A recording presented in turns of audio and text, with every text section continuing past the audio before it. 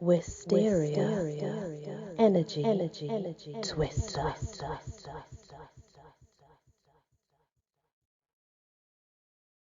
Hello everyone, welcome back to my channel and to the wonderful world of spirits. We're still on A. We are now on the Arang. Classification is a ghost. Its origin is Korea. Arang's father, a magistrate from Seoul, was dispatched to the Myeong region during the reign of King Myeongjong. This was 1545-1567, and my Korean language is absolutely zero, so please understand as much as I try my best. It's probably wrong, but that's okay. He brought his only daughter with him. The position came with a completely furnished and staffed home. Arang loved to go moon-gazing. It was at a pavilion, by the way, she did that. A respectable young lady could not go out alone. The female servant assigned to her, chaperone, conspired with another who wished to rape Arang. So one night, the chaperone slipped away, leaving Arang gazing at the moon. When the man attempted his assault, Arang fought back and was stabbed to death. The servants hid her body in the bamboo grove, then returned home, claiming that Arang had been kidnapped or had eloped. Different versions of this is extremely popular in Korean legend, and they exist. No ransom demand was ever made. No word of Arang surfaced. Her father searched, but eventually, assuming that she had eloped with a stranger, resigned his positions in shame. Heartbroken, he returned to Seoul. Every man hired to fill his position died within 24 hours of taking office. Rumours of a curse spread. Eventually, no one wanted the job. The position was left unfilled. Bear in mind there are other versions though. One day a civil servant, napping at the pavilion, the scene of the crime, dreamed of a woman in white who told him, finally, I have met a man who can avenge me. She explained that she had appeared to each new deputy, hoping that he would avenge her, but instead he had dropped dead of fright.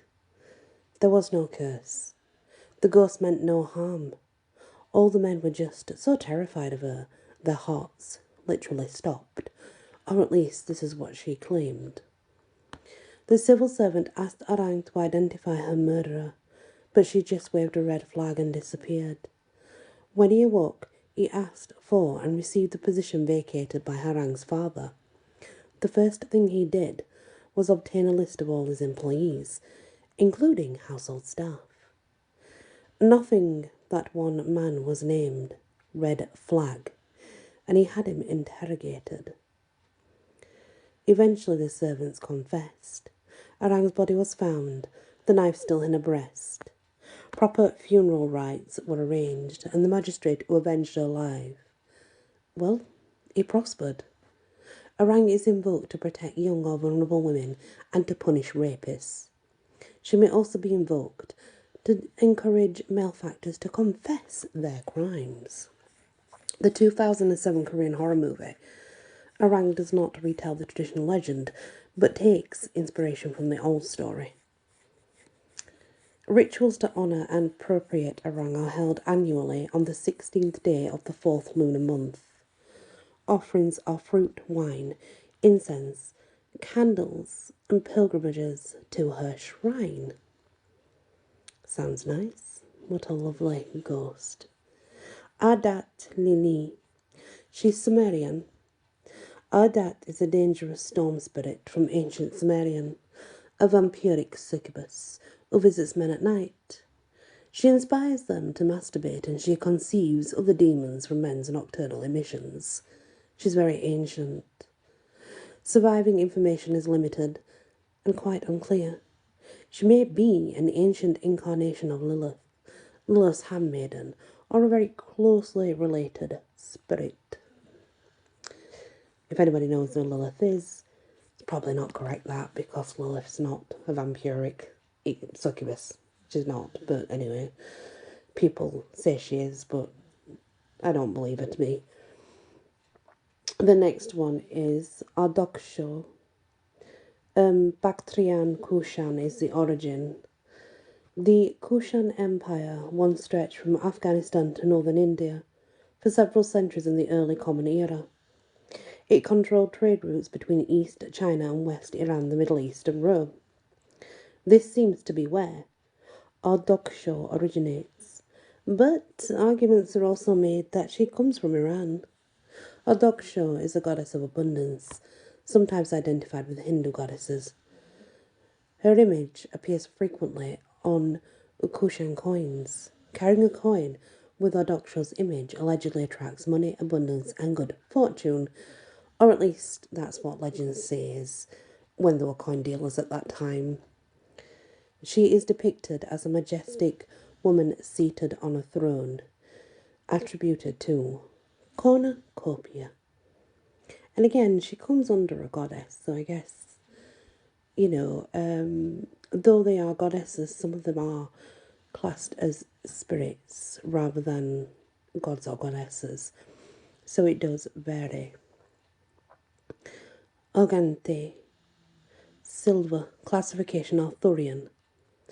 Organte, the Silver Queen, appears only once in surviving Arthurian sources, where she's identified as the Queen of the Isle of Avalon. Her name derives from an old Celtic word for silver, arganto. She appears in the first English vernacular version of Arthurian saga, The Brut of Layamon, written near the end of the 12th century.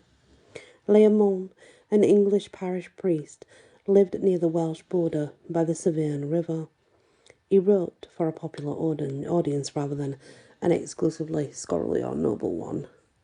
In The Brut, Arthur's last words express his plan to go to Avalon to see Argante, the Queen, whom he describes as the fairest of maidens, the comeliest of fays. She will heal him so that he can return to his British kingdom. Some now believe Argante to be a title or other name for Morgan Le Fay. Others perceive her as Avalon's co-queen or perhaps its sole ruler, completely independent from Morgan Le Fay.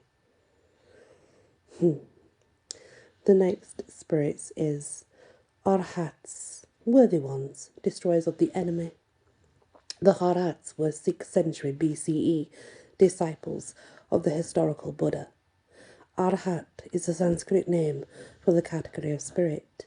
They're also known as Lohan, Chinese, Nahan, Korean, and Rakan, Japanese. They're sometimes called Buddhist saints. These acolytes were able to achieve freedom from ignorance and suffering. They may be compared to apostles in terms of their actual relationship with the historic Buddha. The enemies they destroy are greed, delusion, desire, and old karmic residue.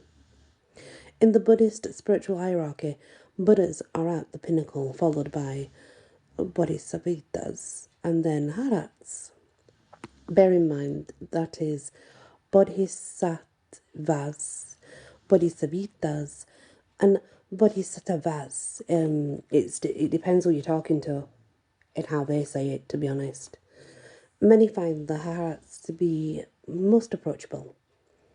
They're miracle workers, and many people seek their blessings.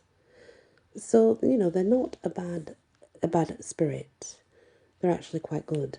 There were originally 16 of them, and that's the number accepted in Indian, but 2 more were added by the Chinese, so then there were 18. Varying traditions exist in Tibet. There may be 16, 17, or 18 regarding those beliefs. So they change, obviously. They may appear individually or in company with each other, typically in groups of 4 or more. Their standardized images are predominantly based on Buddhist records and the works of Chinese Tang Dynasty painters. The offerings they like are incense, prayers, good deeds on behalf of others, upholding Buddhist ideals, and visits to their shrines. Well, I think we've probably done something more or less the same regarding that, of course. But like I say, some of them who are called fairies are called spirits because fairy is really seen as something that it should not be seen as. The next one is Lady of the Grove and She Who Dwells, known as Animithia. She's Celtic. Animithia is the goddess of healing springs of Buxton, Derbyshire, England. The spa at Buxton is unique, as there are actually two springs situated closely together, gushing out two kinds of water. The Romans and the Celtic people they conquered may have disagreed on many things, but they shared a love of thermal baths and the spirits who preside over them. The Romans established a settlement near Animithia's Springs, 78 CE, calling the sacred spa Aqua Arenimetae, waters of Animithia. Beyond some limited archaeological evidence and Roman inscriptions, little else survives regarding her. Her name contains the Celtic word Nemton, meaning sacred grove. She had a temple by the spring, presumably complete with grove, and drinking her waters is believed to alleviate illness, especially chronic wasting diseases. The site remains sacred post-conversion to Christianity, but the waters were rededicated to female saints, like St. Anne's Well, and it was renamed, was a major pilgrimage site, until the Reformation. It's still the site of an annual well-dressing festival. So obviously it's the element of water that you want to be looking at regarding that, being that it's springs and whatnot, where you will obviously find them.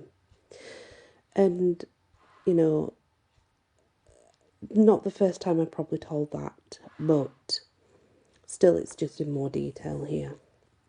The next is Artio, Celtic. Artio is the bear goddess and guardian of bears. Her very name means bear. Although now most associated with Bern, Switzerland, the Bear City, inscriptions dedicated to Artio have been found near Trier. In 1832, an ancient bronze statue identified by the inscription as Artio was exhumed in Bern. It depicts a seated woman offering fruit to an extremely large bear. And I bet it was absolutely beautiful, right? Well, I bet it was. It sounds like it was beautiful. The next is Aziki Hausa, a body spirit. At her best, Aziki brings abundance to devotees. Her name means prosperity. Her alternative name, Bagwaria, means the Gwari woman. The Gwari are neighbours of the Hausa. She bestows and heals goiters and hunchbacks. She has a strong influence over her husband. And on Dan Galadima, she may be requested to ask them to remove afflictions they have caused. She displays as a goiter and a hunchback the afflictions that she causes. She kind of comes forth looking like that, you know. She will have those on her. Her colour is black. She has a ferocious appetite, so give generous offerings. She likes cooked black beans, but does not like food prepared with peppers. So yeah, make sure that you feed her well, because she absolutely needs to be fed well, let's say.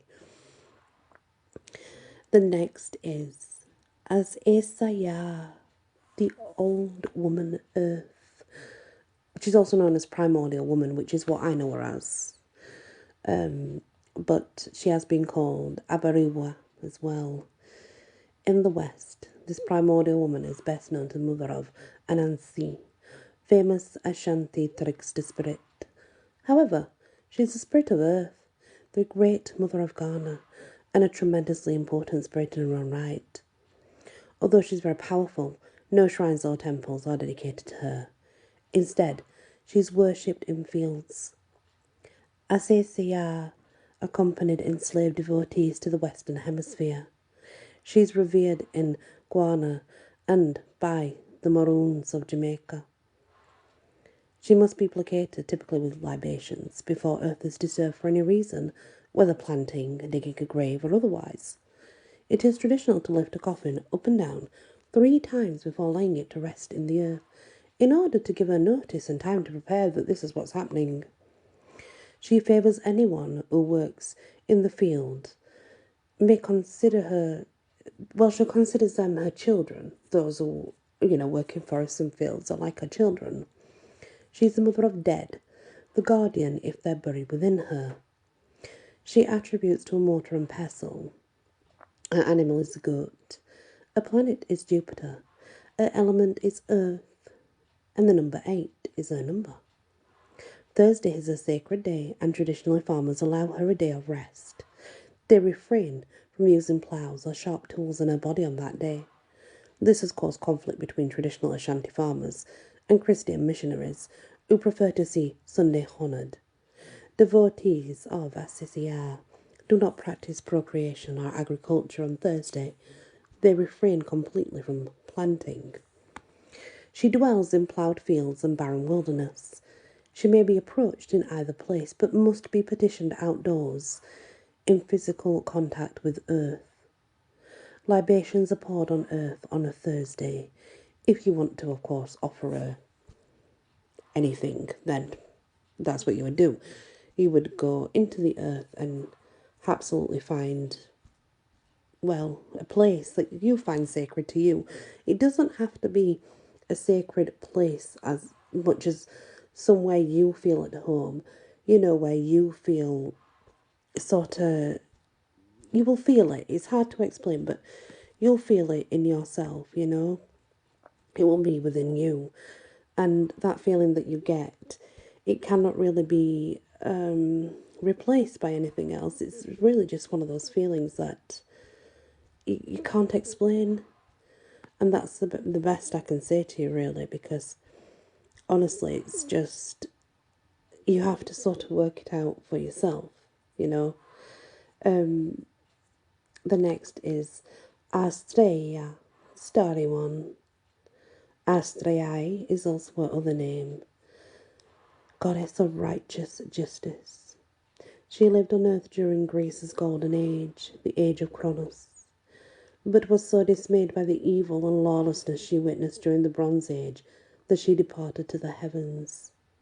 You can find her in the sky as the constellation Virgo. Astraea's parents may be Themis and Zeus, possibly, but could also be Eos.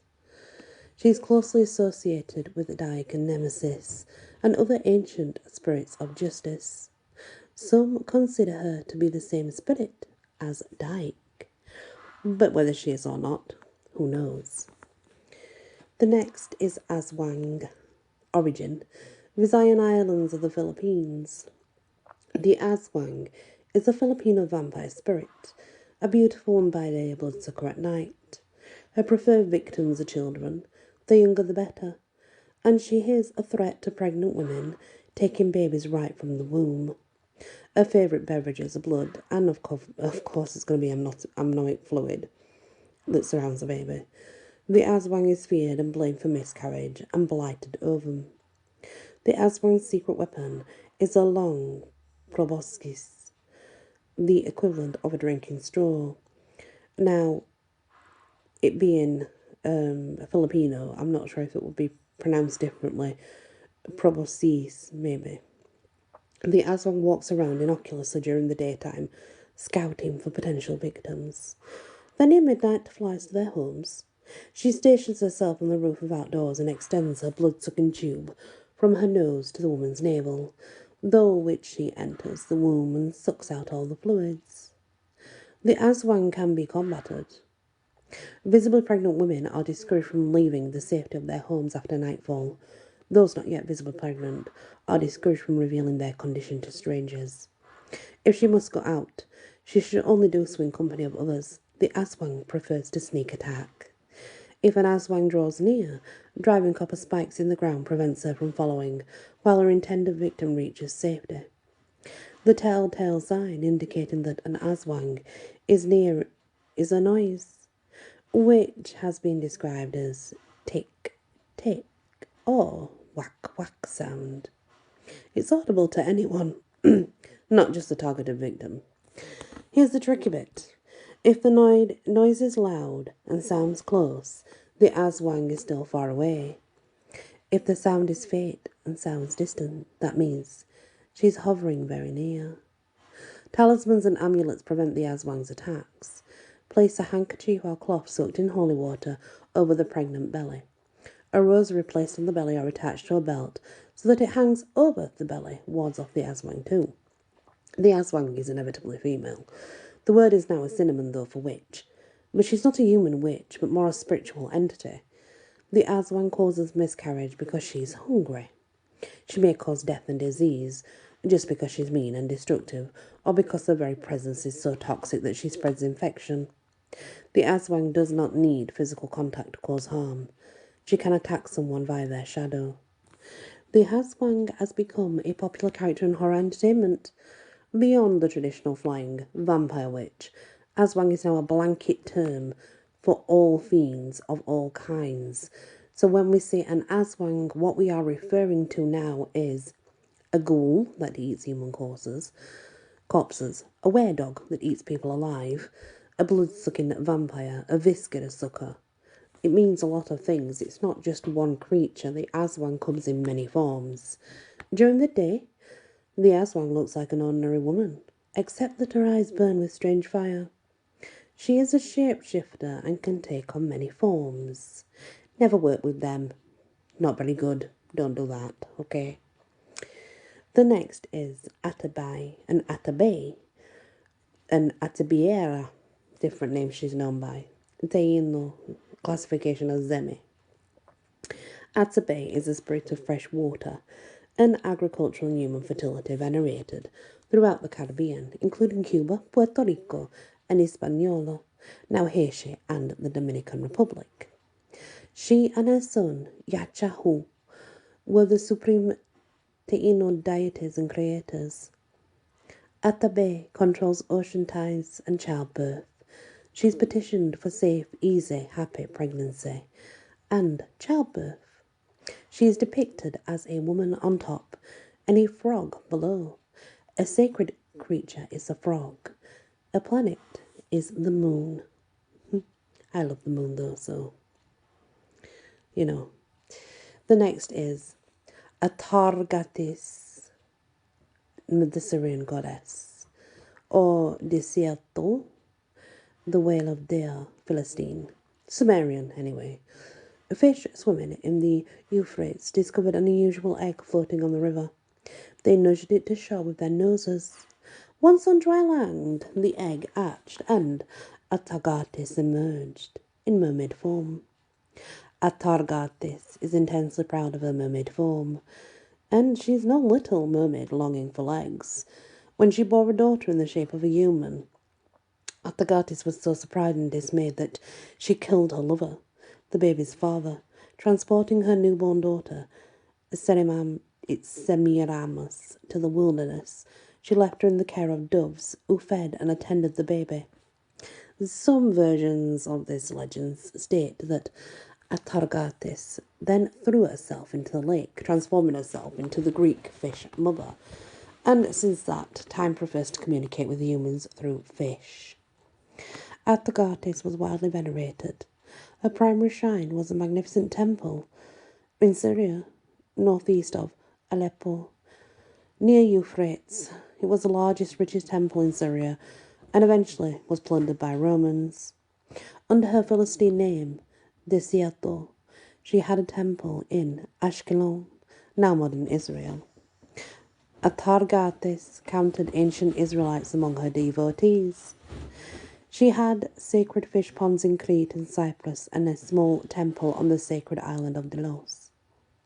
There's much conjecture that the temple in Petra, now modern Jordan, belonged to her. Syrian auxiliaries in the Roman army carried veneration of Atargatis throughout Europe, especially Spain. Inscriptions dedicated to her have been found in Northumberland and Yorkshire. She was a great favourite of the Roman Emperor Nero. Atargatis is petitioned for abundance, health, protection, fertility, safety, and virtually anything else one desires. Devotees traditionally refrain from eating doves and any kind of fish, including shellfish. She wears a dolphin crown, and she normally has like a scepter, but it's topped with a dove. Her creatures are doves, snakes, fish, whales, dolphins, and other sea creatures. Her place is Syria. When offerings to her, votive offerings of gold and silver fish, maintain an ornamental pond with beautiful healthy fish, feed pigeons, their doves too, contributing to the safety of sea creatures and their watery homes, is a really good place and way to get her feather. So yeah, if you wanted to favour you, that would be the best way, would be helping out the animals that she loves. Because generally that does do a lot for the spirits that, that we work with. We like to look at what we can do for them and how we can make them sort of happy. And that is how we would do it. The next is Aunt Nancy. Now, Aunt Nancy, as a Nancy also, she arrived in North America and played a trick. Transformed her into she, becoming Aunt Nancy. Explicit memories of the African deity were forgotten, but the stories were recalled. And Nancy sounds like Aunt Nancy, and Aunt Nancy must be a woman, right? Of course. The stories are still full of spiders in the United States, and Nancy stories may be called Aunt Nancy stories. Very confusing, right? One can be the other and the other can be the other. The next is Aurora, Italy. Aurora is the spirit of the dawn. Roses fall from her hair to earth. Every morning she signals the day by riding across the sky in her chariot. Her siblings are Sol, the sun, and Luna, the moon. How beautiful is that? Aurora leaves a saffron bed, and the image of the saffron bed is very erotic. In addition to its use as an important medicinal dye, perfume, and cosmetic, saffron was perceived as a potent aphrodisiac. Aurora's throne and robes are the colour of saffron, as is perhaps the goddess herself. So it would be obvious that her flower is saffron, crocus sativa. Meditate on a saffron crocus flower, and you will understand its associations with dawn. The flower's centre is the intense yellow of the Mediterranean sun, while its petals are the colour of the dawn's purple clouds. You can offer her roses, crocuses, foods cooked with rosewater, or saffron, still Earth's most expensive spice. And I can assure you it is, because I need it for some of my spells. And I promise you that it absolutely is extremely expensive, even to this day. I promise you that, honestly. Extortionate. And that's the next part of our spirits done, guys. When we come back, we shall continue and see what other interesting ones we can come up with. Thank you for being with me on this journey and tuning in. Please hit that like. Leave me a comment, share if you can. If you've not yet subscribed, please consider doing so. Many blessings. Wysteria. Energy. Twister.